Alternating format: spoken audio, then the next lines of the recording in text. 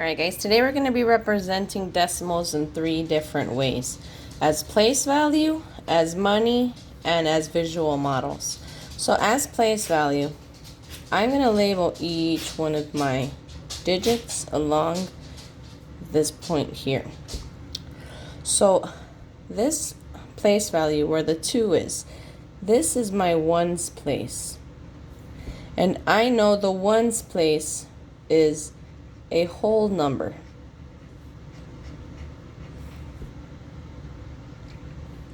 That point right there is called, I'll bring it down more here, a decimal.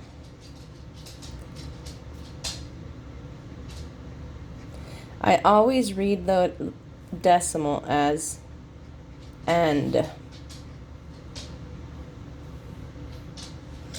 The 3 is in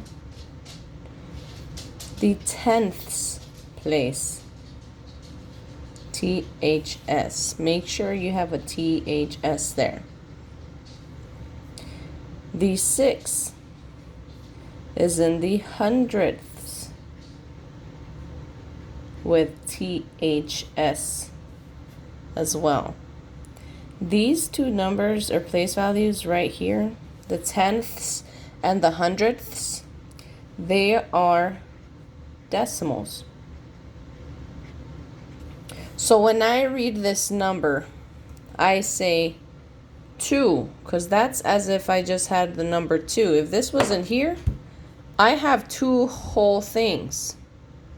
And I can imagine there's 2 zeros right where my fingers are. If I were to bring my finger over this way, this would be 2 and 3 tenths if I did not have a 6 here.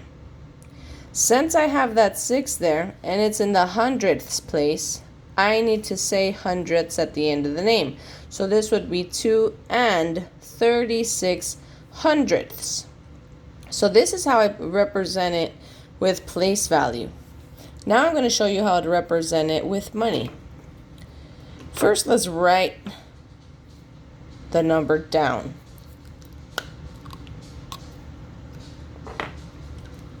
Anytime I write money and I represent money, my dollar sign comes in the front of my number. 0.36. So this is $2. So here goes my whole dollars.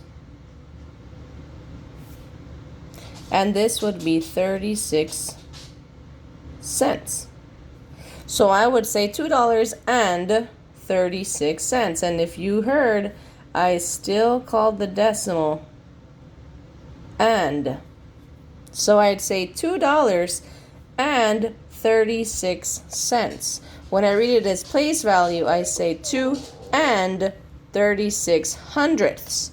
If I read it as money, I say $2.36. Sorry guys, that's Luna crying right here. Hey Luna Muna. Okay, yeah, bájate. Yeah, go. Good girl.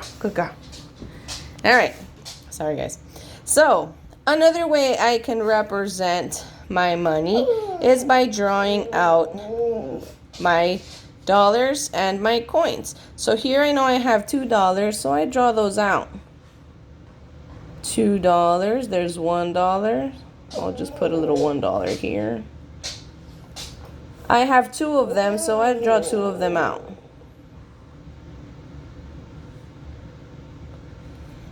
I have 36 cents. How is one way I can draw 36 cents? Okay, so 3 dimes and 6 pennies. Okay. Or I can also use 25, so I can use a quarter. So a quarter, a dime, so that'd be 35, and 1 penny. Here I'm going to draw it with dimes. I'm going to draw out 1, 2, 3 dimes, because I know that's in the tens place, and I'm going to label them 0.10, because that's how I represent 10 cents. 0.10. So there I represented my 10 cents. Each one of those is a dime. So I have 3, so there goes my 3. And I have 6 in the hundreds, so I know that's a penny. A penny, I represent it. It's a little bigger than the dime, so I'm going to draw them a little bigger.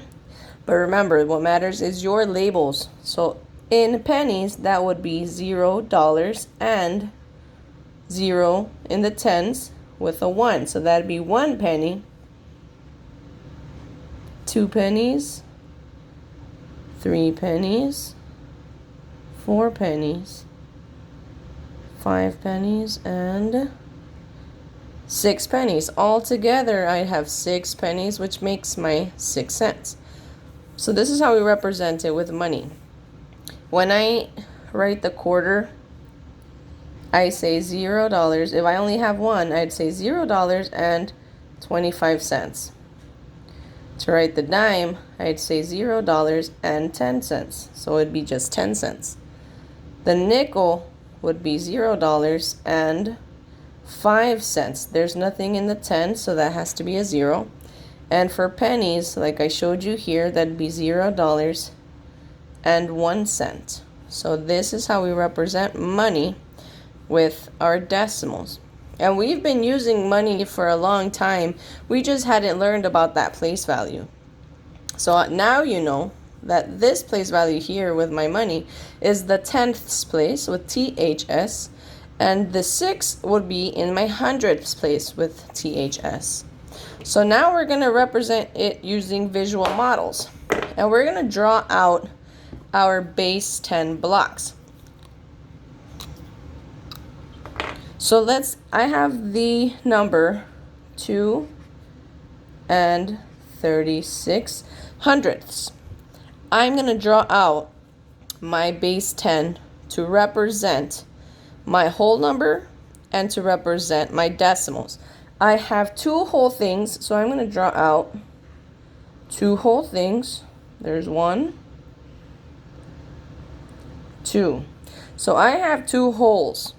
And in that whole, I have 100 pieces in each one of these. So that would be represented as if I had 100 tiny little pieces in here. Like this. I have 100 in this one, and I have the whole thing, so that'd be one whole thing of, so I'd have 100 hundredths. Here I have another one, so I'd have another 100 hundredths. With my decimal, I didn't make another 100. I still only have 36, so now we're going to represent those. We're going to represent 3 tenths. So that's if I take 3 of these 10 marks and bring them over. So that'd be 1, 2, 3. So that's if I have 10 little parts right here.